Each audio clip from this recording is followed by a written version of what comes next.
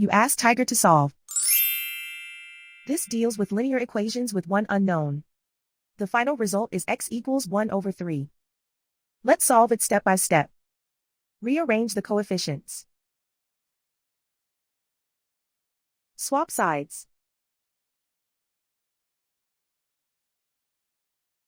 Isolate the x. Multiply both sides by inverse fraction 3 over 5.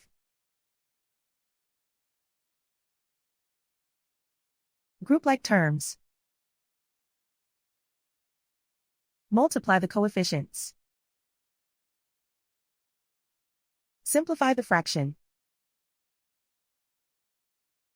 Multiply the fractions. Find the greatest common factor of the numerator and denominator. Factor out and cancel the greatest common factor. And so the final result is x equals 1 over 3.